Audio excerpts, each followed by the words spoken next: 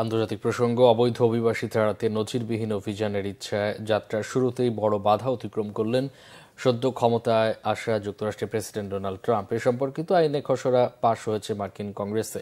অভিবাসী অনুপ্রবেশ ঠেকাতে মেক্সিকো সীমান্তে পাঠানো হয়েছে সেনা আর হেলিকপ্টার। মার্কিন কংগ্রেসের নিম্নকক্ষ প্রতিনিধি পরিষদে উত্থাপিত সংশোধিত লেকেন রিলে অ্যাক্টের উপর ভোটাভুটিতে পক্ষে 263 আর বিপক্ষে 156 ভোট পড়ে। বিরোধী ডেমোক্র্যাট দলের 46 জন আইন প্রণেতা পক্ষে ভোট দিয়ে আইনি খসড়ার অনুমোদনে সহায়তা করেন।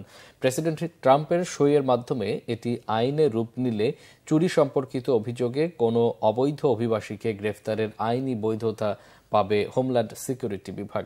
এটি বাস্তবায়নে ব্যর্থ হলে হোমল্যান্ড সিকিউরিটির বিরুদ্ধেও মামলা করা যাবে।